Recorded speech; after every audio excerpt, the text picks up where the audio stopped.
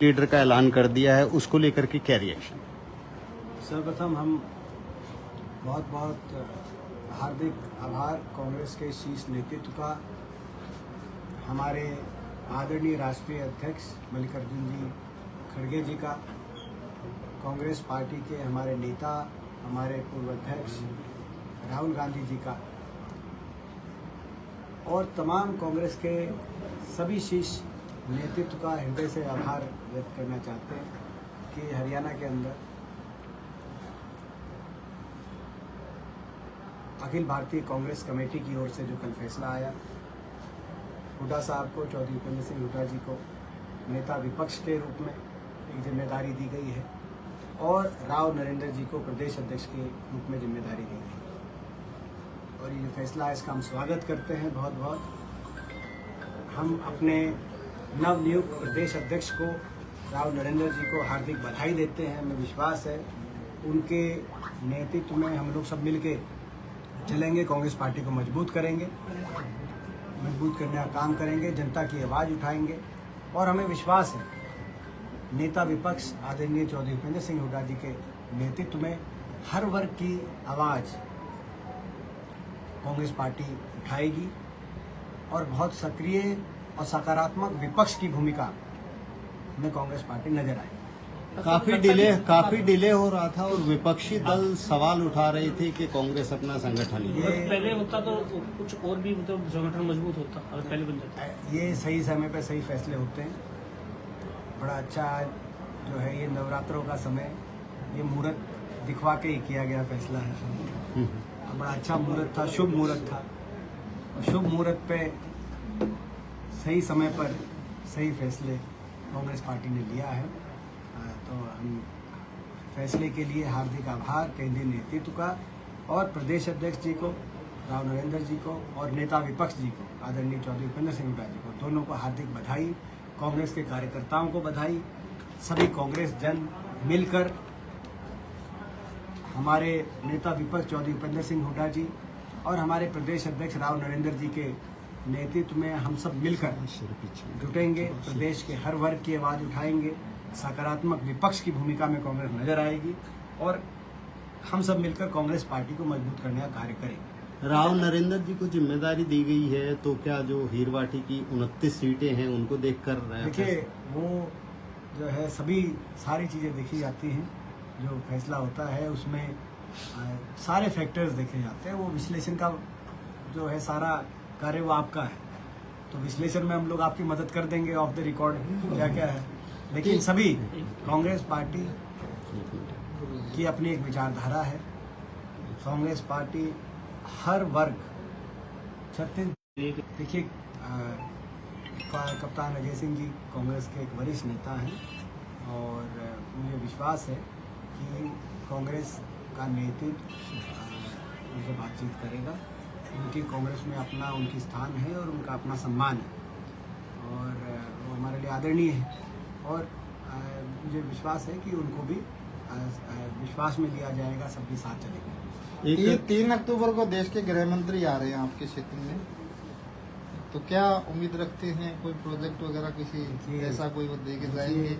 आप देख ही रहे हैं ये 3 क्या है प्रोग्राम ऐसे 3 का 5000 किसानों को संबोधित करेंगे और एक IMT में अमूल प्लांट है उसके अंदर कोई, तो ये मैं समझता हूँ कि ये हमारे लिए और आपके लिए, सबके लिए खुशी की बात होनी चाहिए कि रोहतक सभी जो अन्य दल हैं, चाहे भाजपा हो, चाहे इनेलो हो, चाहे जजपा हो, उनके नेताओं के लिए राजनीतिक पर्यटन का एक महाकेंद्र बन गया है।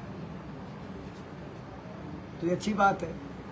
रोहतक की मीडिया को भी खुशी होनी चाहिए। कोई देश का नेता ऐसा नहीं है, दूसरे दलों का नेता, भाजपा, जजपा, इनेलो, जो है उनको ऐसा लगता है कि रोहतक में जो है पहुँचे, महातीर्थ बन गया रोहतक, राजनीतिक महापर्यटन केंद्र बन गया है। तो सभी आते हैं, आप लोगों का भी अच्छा पूछ होती है रोहतक की मीडिया वालों की। आपने तो अच्छी बात है, तो आपको तो हमें हमारा धन्यवाद करना चाहिए, क्योंकि सबको पता है कि वो निशाने पे किसको लेने आते हैं। वो निशाने पे तो हम ही लेने आते हैं। तो हमें, मैं समझता हूँ कि, और जो मैं पहले कह चुका हूँ कि भाजपा हो या इनेलो, जजपा हो या हो निर्दलीय, सबके निशाने पे हैं हम।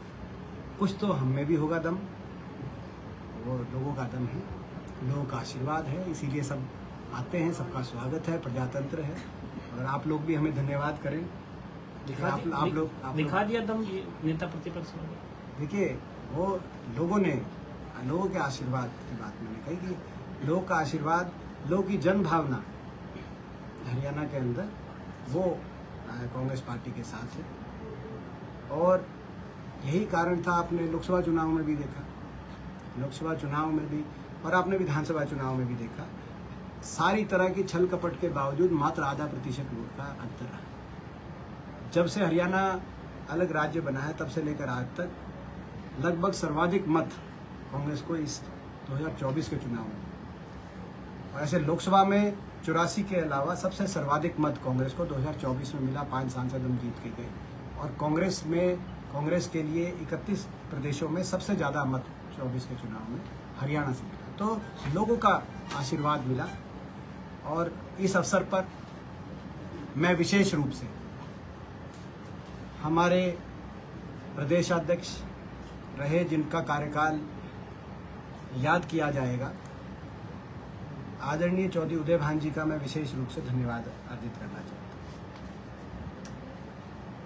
हूँ। मैं समझता हूँ कि कांग्रेस के इतिहास में इस तरह का कार्यकाल 2022 में उनको कांग्रेस की बागडोर मिली। 2022 से लेकर 2024 तक 60 से ज्यादा पूर्व विधायक, पूर्व मंत्री कांग्रेस पार्टी में शामिल हुए।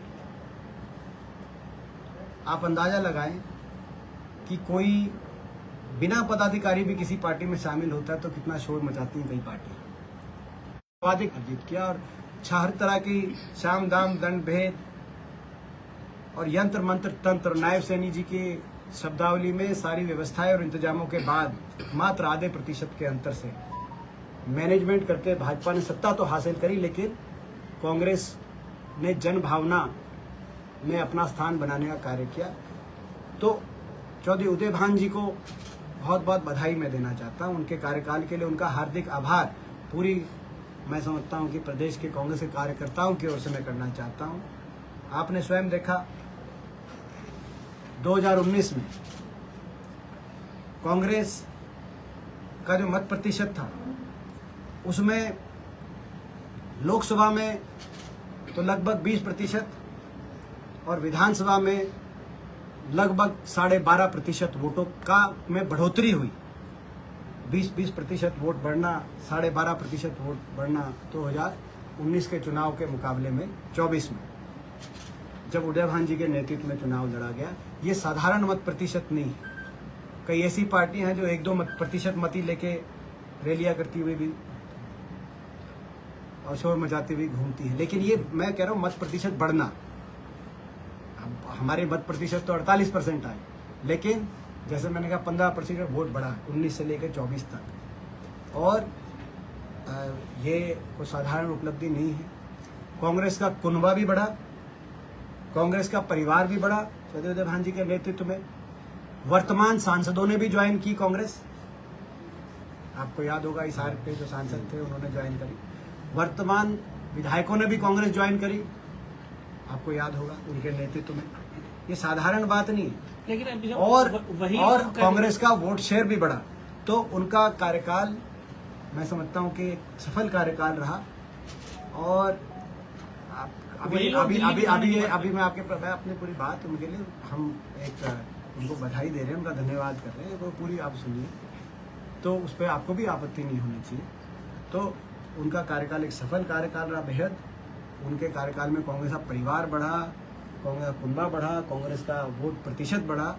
तो आज उनका भी विशेष रूप से मैं आभार व्यक्त करता हूं। और जो नवनियुक्त हमारे प्रदेश अध्यक्ष हैं, उनका लंबा राजनीतिक सफर रहा है। वो 3 बार प्रदेश में विधायक के रूप में उन्होंने लोगों की सेवा करने का उनको अवसर मिला। उन्हें अपनी एक मृदुल भाषी रूप से जन सेवक की अपनी एक छवि बनाई है प्रदेश में।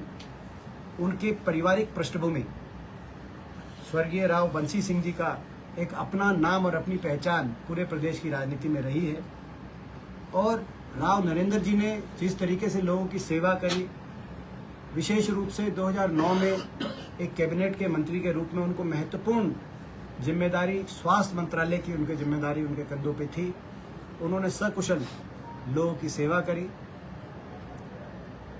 उनकी अपनी एक पहचान है और उनको ये जो जिम्मेदारी दी गई है, हमें विश्वास है इस जिम्मेदारी को निभाते हुए जो चौधरी उदय भान जी ने जिस रूप से पिछले 3 वर्षों में कांग्रेस पार्टी को आगे लाने का कार्य किया, वो और भी आगे लेके जाने का कार्य करेंगे। हमारे लिए एक और ये खुशी की बात है, व्यक्तिगत रूप से मेरे लिए खुशी की बात ये है कि राव नरेंद्र जी को यह अखिल भारतीय कांग्रेस कमेटी की ओर से 2024 लोकसभा चुनाव में रोहतक लोकसभा का प्रभारी नियुक्त किया गया था। तो जब वो रोहतक लोकसभा क्षेत्र के प्रभारी थे तो उनकी देखरेख में जो चुनाव हुआ और उस चुनाव में पूरे देश में दूसरे नंबर पर विपक्ष की जीत रोहतक लोकसभा क्षेत्र से हुई, सबसे बड़ी देश में दूसरी नंबर पर जीत। तो वो चुनाव के प्रभारी थे, उनकी देखरेख में चुनाव हुआ। तो व्यक्तिगत रूप से मैं समझता हूँ और भी मेरे लिए हर्ष की बात है। हमें विश्वास है कि उनके नेतृत्व में कांग्रेस मजबूत होगी, हम सब एकजुटता से काम करेंगे। अभय सिंह ने जिस तरह के शब्दों का इस्तेमाल किया और वो टारगेट यही बताया जा रहा है कि शायद स्टेट ऑफिस भी यही लेकर आ रहा है। देखिए, अब आपने कहा कि अभय सिंह जी ने जिस तरह के शब्दों का इस्तेमाल किया, तो प्रदेश के लोगों का और आपका आकलन का विषय है कि वो सार्वजनिक जीवन में इस तरह की शब्दावली कितनी कारगर है। वो तो आप लोगों को भूपेंद्र हुड्डा जी पे कहाँ किस गांव में होते हैं, हम दोनों में से एक कोई ऐसा शायद दिन ना हुआ हो, तो दोनों ही ना हो अपने क्षेत्र में। 2100 लोगों को पता है, इसमें मेरे को उसकी कोई बात विषय बताने वाली, लोगों को पता है। 1 साल पहले चुनाव हुआ था, देश में दूसरी सबसे बड़ी जीत रोहतक लोकसभा क्षेत्र वासियों ने आशीर्वाद दिया था। लोग इन बातों का जवाब देते हैं। बाकी कोई किस रूप से प्रेरित होकर, मैंने जैसे कहा कि सबके निशाने पे हैं हम, कुछ तो हमें भी होगा दम। 2100 रुपये जो महिलाओं को देने का वायदा था उसका रजिस्ट्रेशन शुरू हो चुका है और सबसे सरकार बड़ा ये कह रही छलावा है साबित हो गया, सबसे बड़ा छलावा। क्योंकि मैं आप लोगों से भी पूछना चाहता हूँ, आप पत्रकार साथी, आपकी इनकम में क्या आ रहा है खुद की? आप अगर उसमें आ रहे हैं स्कीम में कि नहीं आ रहे, मैं आपसे पूछना चाहता हूँ। भाई आपके घर में भी तो हमारे जो है जी भगत साहब, बताइए आप उस इनकम में आ रहे हैं कि नहीं आ रहे? आप में से कौन आ रहा है? क्योंकि देखो, उनकी जो आप मैनिफेस्टो देखो तो उसमें लिखा हुआ था कि प्रदेश की हर महिला को 2100 दिया जाएगा। हर महिला, हर का शब्द लिखा हुआ है। तो हर का जो शब्द है, हर का मतलब नीचे कहीं ये नहीं लिखा हुआ कि भाई, जैसे कहीं नहीं कहते भाई गारंटी, लेकिन एक थोड़ा सा वो तारा सा बना देते हैं और नीचे छोटा सा लिखा होता है कि भाई इस गारंटी की कोई वारंटी नहीं। तो मतलब कहने का मतलब ये है, उनने तो वो भी नहीं लिखा। उनने कहा हर शब्द, कहीं नहीं लिखा 1 लाख की इनकम की कोई इस पे बाध्यता होगी। और अब जब स्कीम लागू करी तो ये भाजपा की कार्यशैली है। ये भाजपा मतलब बहुत झूठा प्रचार, बहुत झूठा प्रचार करने में विश्वास रखने वाले लोग हैं। इनने तो प्रदेश में सबसे ज्यादा गरीबी डिक्लेयर करके सबको बीपीएल कार्ड दिलवा दिए थे 75%, और फिर काट दिए। एक राशन के बाद काट दिए। लोग कह रहे हैं एक राशन में 5 साल की वोट लेंगे। और अब इन्होंने सब हर महिला को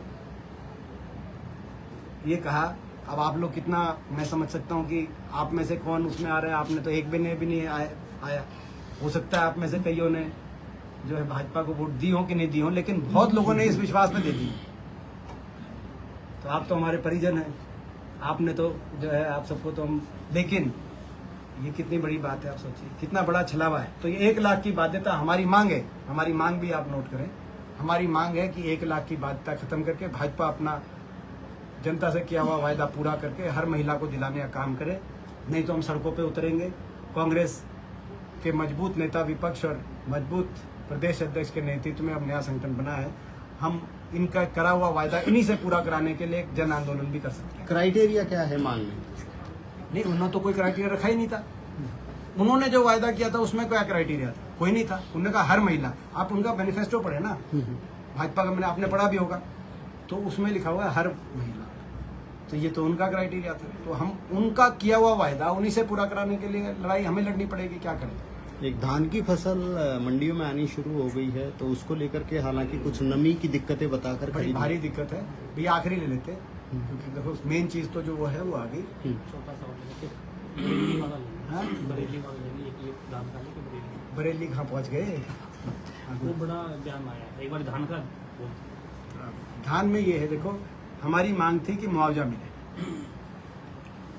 और मुआवजा हमने 50,000 प्रति एकड़ कम से कम मुआवजे की मांग रखी थी। खराबे में, फसल खराबे में एक बड़ी अजीबोगरीब बात हुई है। जब 2014 में कांग्रेस की सरकार थी, उस समय प्रति एकड़ फसल खराबे का 10,000 रुपए प्रति एकड़ का मुआवजा तय सरकार का था, और 12,000 का प्रस्ताव था। मगर आखिरी मुआवजा हमारी सरकार में, कांग्रेस की सरकार में 10,000 प्रति एकड़ मिला।